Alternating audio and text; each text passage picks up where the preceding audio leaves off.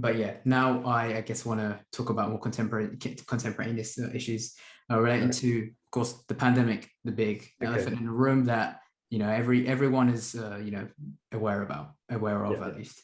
Of course, it seems that nonprofits have had to step in, mainly because not government deficiency, government deficiencies being shown via this massive COVID-19 stress tests that we're seeing right now. Of course, testing all institutions, and it seems that some are able to step up and some aren't. So would you say that the role of government in being the helping hand is diminishing in favor of nonprofits or not? I think the people rise when the government fails, which is, often it's a good question. That's a very good question. Yeah, I think it is lessening, and I don't think that's necessarily a bad thing. I think it encourages people to be better and not rely on an institution that's not got their best interests at heart all the time. Well, the interest might be there, but the capabilities may be low. And I think it's probably going to be better long-term for everyone to have more of a sense of community and a sense of we're here to help each other, which is, the highest ideal is to, make the world a bit better than before you were on it. That would be a good life lived. So the role of the government diminishing, as long as it,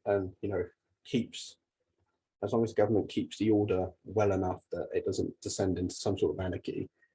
I think it's actually one of the highlights of the pandemic, if I can get away with saying that. And obviously the pandemic is tragic in many ways, but it's like the rebirth of the phoenix and showing people that, hey, we can do this. Humans have got far and they're going to keep going and they persevere. It's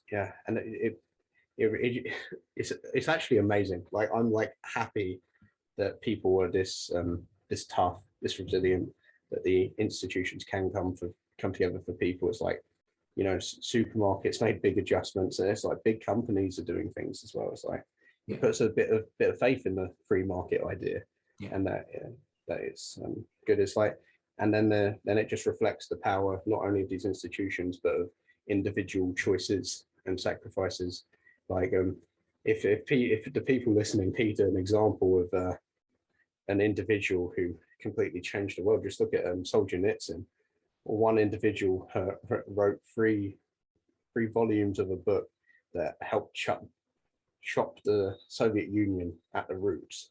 So I think if anything we can take from the pandemic, it would be we're powerful, and we've got some, real grit with or without the government. Yeah.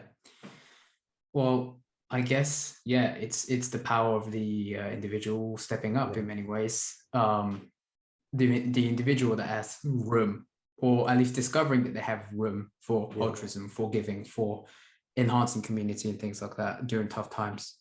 Also as well, what came to me is, I guess, the fascination of this sort of movement in the past few years of not just, I guess, the nonprofit organizations that are, because you mentioned supermarkets, gaining huge amounts of donations. And I think I see like Asda, Morrison's or whatever, who knows to the efficacy of it, but collecting, in the millions, donations in the millions and things like that. And that seems to be, they're not, it seems like it's voluntary. And why is it voluntary? Because of course it's down to, of course, the consumer. The consumer chooses to buy from places in which now it seems have a social impact, like, with the whole, unrelated, not to people, well, indirectly, but the whole straw movement. And well, people are like, oh, well, we don't want plastic in the ocean anymore. So, we're going to either refuse to buy or boycott companies that choose to still use plastic. And all of a sudden, plastic just disappears from straws everywhere. I don't really know anywhere that does plastic straws anymore.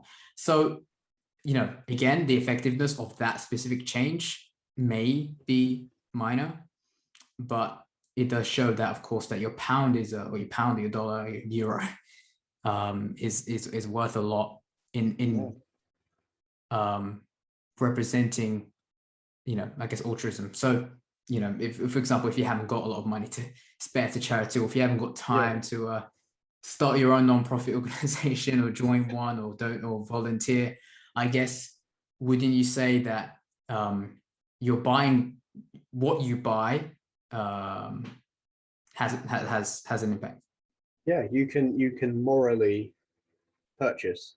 Yeah. So if you were to, I don't know, dedicate an hour into organizing where you're going to shop, which company, and then if you did it further and you wanted to look at which brands had the most ethical implications, or if they had a certain percentage of funds go to helping something, that can make a huge difference. That's the power of the individual and just consuming. And then we've also got, if you're a keen investor, you can also invest in a company that you actually believe in a virtuous sense and make a difference that way too. So there's like a good set of options.